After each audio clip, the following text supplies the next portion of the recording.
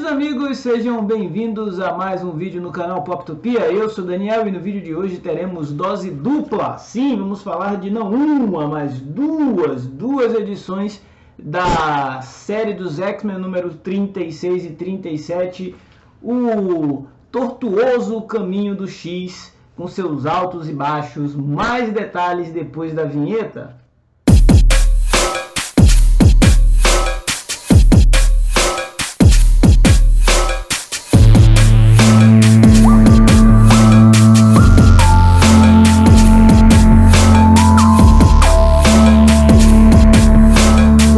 Que aqui no canal eu faço questão de resenhar todos os volumes de X-Men, então vamos para mais uma rodada. X-Men 36 é uma edição em capa cartão com 160 páginas, reunindo as edições de Marauders número 20, os carrascos, né? Way of X, que é o caminho do X número 1, X-Corp número 1 e X-Factor 8 e 9. Essa é um HQ que custa R$ 29,90 o preço de capa. E já de cara a gente tem a estreia, né? A despedida da Tempestade de uma equipe que teve bons e maus momentos, que é justamente a equipe dos Carrascos. A equipe liderada pela Kate Pryde, a Rainha Vermelha, e que teve seu barco de piratas lá durante muito tempo. Foi a diplomacia dos X-Men até Krakoa se estabelecer, né, em um primeiro momento. E essa edição a gente vai ver a Tempestade se despedindo, justamente porque algo muito maior está reservado para ela e será anunciado no vindouro baile de gala. Até aqui tudo foi muito linear na série do Carrascos. Essa saída da Tempestade é até esperada, porque a personagem fez pouquíssimas aparições. Outro personagem que vem sendo pouco explorado e ganha aqui um propósito é o Noturno, nesta nova série Way of X. Way of X é uma série que vai investigar a religiosidade mutante, né? O C. Spurrier, com arte do Bob Quinn, começa a colocar o Noturno e alguns jovens mutantes em missões que vão promover essa reflexão. Agora que os mutantes já não temem mais a morte, eles se arriscam sem nenhuma cerimônia, e alguns até buscam este evento que seria morrer para poder passar pela primeira vez pelo processo de ressurreição. E o Noturno vê isso tudo como algo muito pueril, algo muito banal, né? A juventude mutante entediada com a vida e buscando entender melhor qual que é o novo cenário, o novo status quo da mutandade na Terra. Em meio a tudo isso, a gente percebe também a estreia da saga X-Corp. X-Corp acho que vai ser uma minissérie em 6 ou 5 edições. É uma série que ela era voltada para mostrar o lado corporativo dos X-Men e a comercialização das pétalas de Krakoa, os remédios que os mutantes ofereceram para os humanos desde os primeiros números, né? E aqui a gente vai ver a Suplício, também conhecida como Monet, o Anjo, a Trinária e o Homem Múltiplo fazendo negócios, inclusive nesta primeira edição, o Caminho do X, né? O X-Corp, eles vêm para o Brasil negociar com um brasileiro muito mal intencionado, e ser mal intencionado contra os heróis mutantes não é uma boa ideia. Essa história ela traz outras oportunidades da gente ver personagens também que haviam sido relegados a terceiro plano. No caso, o Homem Múltiplo, que em outros momentos foi bastante ativo na equipe do X-Factor e mesmo com os X-Men, e aqui ele volta a aparecer e vai ser um personagem coadjuvante do Arcanjo e da Monet nesta série corporativa dos mutantes, né? Uma série que promete mostrar como que a ilha trata seus negócios. É como se fosse o Ministério da Economia deles. E para fechar essa edição, a gente tem 2 edições do X-Factor para concluir o arco das muitas mortes da Sirin, da situação dela com aquela divindade celta, né? Acho que é a Morrigan. E confesso para vocês que é um arco que prometia, mas termina de forma confusa, de forma atrapalhada, não conecta com os outros eventos que estão acontecendo na comunidade de Krakoa. Ao mesmo tempo, eu sinto uma falta de coesão na equipe. A equipe é formada por personagens que não tem muito relacionamento entre si. A Rachel Summers com o Estrela Polar, com o Daken, filho do Wolverine. Então é tudo muito jogado, pouco desenvolvido. E eu confesso para vocês que se não fosse as histórias justamente do Carrasco, a estreia da série do Noturno e a estreia da X-Corp, até pela visita que eles fazem ao Brasil, seria uma edição bem regular para ruim. Mas as 3 primeiras séries, elas tornam essa edição boa, né?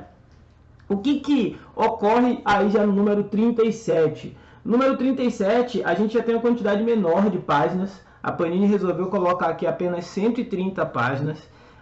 136 páginas, acredito que é para quando começar o baile de gala na próxima edição, a gente ter algo mais organizado. Então, nessa aqui vai ter 2 edições do Cable, que é Cable 11 e 12, a edição número 2 de Way of X e as edições 4 e 5 de Filhos do Átomo. Filhos do Átomo eu me recuso até a comentar, porque eu acho que é um desperdício de espaço isso ter sido lançado na revista dos X-Men. Poderia ter saído numa edição à parte, porque passa ao largo também. É uma série que não agregou absolutamente nada para essa fase, e ao meu ver foi o pior título assim desenvolvido nessa vasta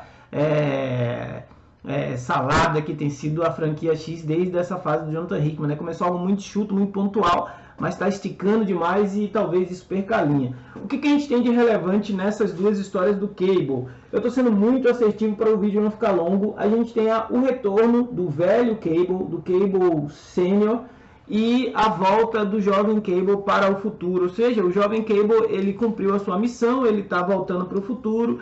Para que isso ocorra, ele precisa desenrolar a situação dele com o conflito, e para fazer isso ele busca ajuda não só do velho Cable, mas de toda a família Summers e alguns agregados, como vocês podem ver, inclusive o Deadpool dá uma mãozinha. É uma história que ela tenta ser sensível, ela tenta ser de família, mas é uma história regular, que o Gary Dugan ali faz um feijão com arroz bem temperado, e quem gosta da família Summers e todas as reviravoltas envolvendo viagem no tempo vai se divertir, mas é só, não aponta muito para o futuro da franquia X.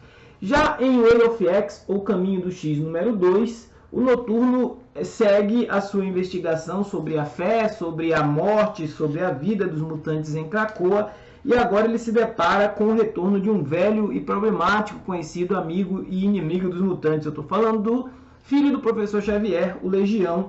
Essa volta do Legião, ela está carregada de uma série de consequências e complicações para a comunidade mutante.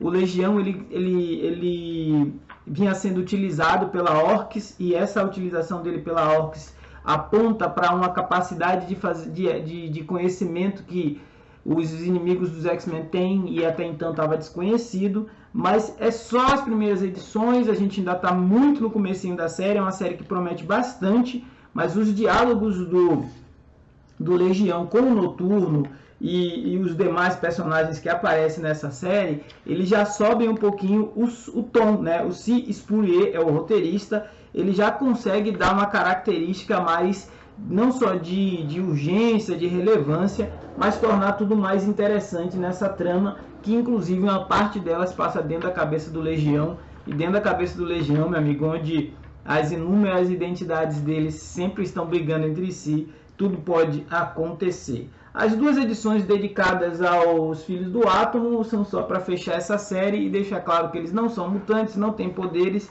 e estavam apenas ali brincando de ser X-Men, algo que eu achei completamente inútil e desnecessário.